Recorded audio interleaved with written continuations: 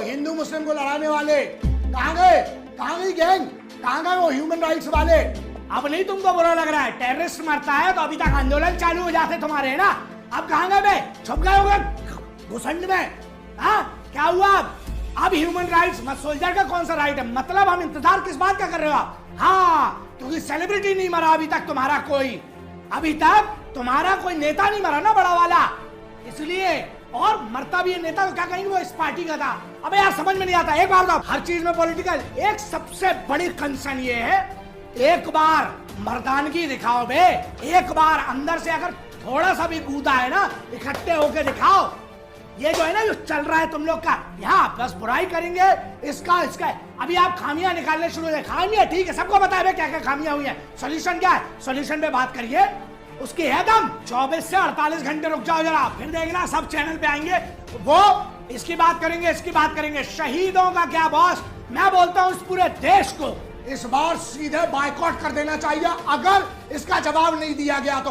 एक minute, surgical strike, अरे schedule बनाओ ना, रोज सुबह जाओ रोज ठोको। आप नामर्दी फौज की दिखा रहे हो यार, इसका मतलब ये है हिंदुस्तानी फौज को पॉलिटिकल विल की जरूरत है। आप पॉलिटिकल विल, पूरी सभी parties, why cannot we create a bloody no tolerance policy? हम लोग एक सीधा आप पारित कीजिए। आप किस प्रक्रिया से करते हैं मुझे पता नहीं। इस देश में तो यार तो जो है ना सुप्रीम कोर्ट खुल जाता कई टेररिस्टों के लिए रात को, जब सुप्रीम कोर्ट से ये ऐसे कुछ लॉयर होंगे जो टेररिस्ट की फांसी रुकवाना होगा तो सीधे रात को भी सुप्रीम कोर्ट खुलवा लेते हैं। आ जाओ, बहुत सारे लॉयर मिलेंगे ना इस देश में। कहाँ गए वो लॉयर? अब सब आओ इकट्ठे, जरा इनके ह्यूमन राइट्स के लिए लड़ो, तब मानूंगा कि तुम अबे असल बाप की औलाद हो ना। सबको चैलेंज देता हूं, अगर तुम अपने बाप की औलाद हो, इस मैटर पे इकट्ठा हो और इस मैटर के लिए इन शहीदों की शहादतों का जवाब देने के लिए ना एक बार हो जाओ सब पॉलिटिकल पार्टी से इकट्ठे। और अगर नहीं हो रहा तो इसका मतलब सबको समझ में आता है कि आप लोग सिर्फ अपनी पॉलिटिकल रोटी सेकेंगे। अगर आप वतन के शहीदों का जवाब नहीं दे सकते, आपको चुने के आने का कोई हक नहीं है, चाहे वो कोई भी पार्टी हो। एक और ना दहशत से चलता है ये सब, है ना, वो साले हमारे दिलों में, हमारी फोर्सेस के दिलों में डर पैदा कर रहे हैं। हमारे इधर आप बैकफुट पे आने बोलते हो। एक सबसे बढ़िया सॉल्यूशन बताओ एक हिंदुस्तानी के तौर पर। सबसे पहले इन सालों के हरामी इन्फॉर्मर्स को उठाओ, इनको गांड में गोली मारो, सालों को इकट्ठा करो। अबे एक रावण जलाने से इस देश में कुछ नहीं होगा।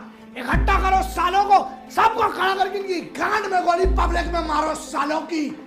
लोग कहते ना अबे मैंने बहुत कंट्रोल किया, इसलिए मैं बहुत कंट्रोल करके, लेकिन सच्चाई है दोस्त, बहुत हमने देखा हिंदुस्तान में ना बहुत बड़े बड़े डॉन बनते हैं, नए लौंडे नॉर्थ में गोलियां चलाएंगे हवा में।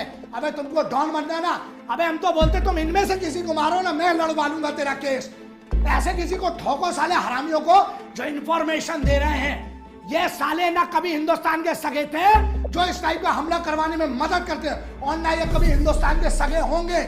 इस चीज का साला कोई सॉल्यूशन नहीं है। इन्फॉर्मर्स को उठाओ, चाहे हिंदुस्तान के किसी भी कोने में हो, चाहे पाकिस्तान में हो, जहां ये हमला हुआ है ना उसी जगह खड़ा करके इनको, वही अनंतपुरम में वही खड़ा करके पुलवामा में सालों की गांड में गोली मारो, तब तक जलाओ सालों की जब तक एक नस ना बचे। जब पाकिस्तान के स्कार्दू एयरबेस की हो ही गई है तो थोड़ा वहां के मंत्री और नेताओं की भी बात कर लेते हैं। यहाँ के मंत्री जी हैं फवाद चौधरी। देखिए इन्होंने संसद में बोल रहे हैं, स्टेटमेंट बाकायदा दे रहे हैं कि जो पुलवामा में इमरान खान ने कराया वो इमरान खान की बहादुरी थी। मतलब पुलवामा में जो हमारे जवान शहीद हुए हैं, वो सो रहे जवानों के ऊपर जो बम ब्लास्ट कराया गया वहां पर, उनको ये अपनी कामयाबी बता रहे हैं। अरे भाई साहब, कामयाबी देखनी है तो बराबरी में आके लड़ो ना। 1971 नहीं देखे वीडियो देख लेना मेरा, कारगिल नहीं देखा तो देख लीजिए, 1984 नहीं देखे तो देख लीजिए। पाकिस्तानी सांसद सैयद सादिक ने खुलासा किया है कि जब पुलवामा हमला के बाद भारतीय वायुसेना ने बालाकोट पर जो एयर स्ट्राइक किया था, उसके बाद MiG-21 के जो पायलट थे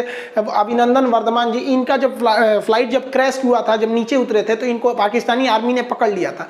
फिर इनका क्या करना है, मतलब इन्हें वापस देना है या नहीं देना है, इसको डिसाइड करने के लिए एक मीटिंग बुलाई गई थी, जिस मीटिंग में थल सेना, वहां के सेना प्रमुख भी थे, विपक्ष के नेता भी थे, लेकिन उस मीटिंग में इमरान खान को नहीं बुलाया गया। इनका कहना था कि भारत कभी भी हमला कर सकता है, इसको जल्दी भेजो।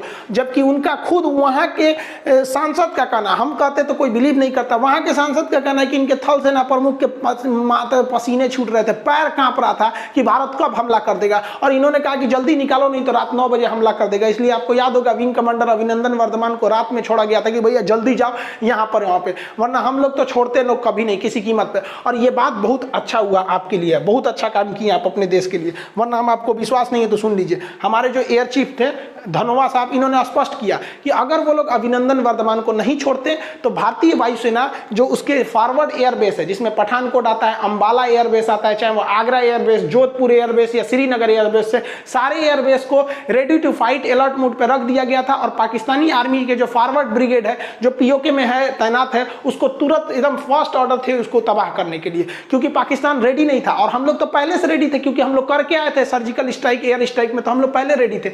यही वजह था कि पाकिस्तान थोड़ा सा घबरा गया कि ये कर देंगे। और इन्होंने प्लान क्या बनाया था, कारपेट बॉम्बिंग। देख रहे हैं कारपेट बॉम्बिंग कैसे किया जाता है, कारपेट समझते हैं, कालीन की तरह। तो जिस तरह फर्श पर कालीन बिछाया जाता है ना, कारपेट बॉम्बिंग में उस तरह से बिछा दिया जाता है।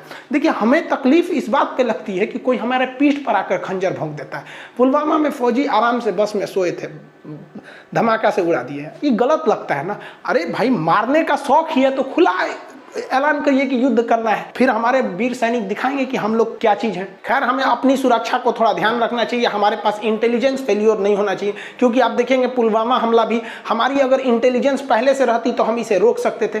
कारगिल में भी क्या हुआ, हमारा इंटेलिजेंस फेल्योर था, पाकिस्तानी सैनिक हजारों की संख्या में आतंकवादी का रूप लेकर घुस गए, बाद में हम लोग मारे, पीछे भी ढकेले, बदला भी लिए, लेकिन हमारी अपने फौजियों की जान चली गई। क्या उनकी फैमिली नहीं है? आप ताज होटल पर अटैक देखिए या कोई अटैक दे, वो 26 ताज होटल का हमला भी तो हमारी इंटेलिजेंस फेल्योर थी। ऐसा थोड़ी है कि पाकिस्तानी तुरंत आके हमला कर दिए होंगे, पिछले 6 महीने से वो प्लानिंग कर रहे होंगे। या संसद पर हमला देखिए, सब कुछ एक इंटेलिजेंस फेल्योर से हो रहा है। तो गवर्नमेंट को अभी भी ध्यान देना चाहिए, एक एकदम डेडिकेटेड इंटेलिजेंस होनी चाहिए जो केवल टेरर अटैक पर ध्यान दे कि कहां कहां ऐसा हो रहा है। वरना आज फिर ऐसे होने लगेंगे तो क्या हम, ऐसा थोड़ी कि हमारे फौजी केवल शहीद होने के लिए बैठे हुए।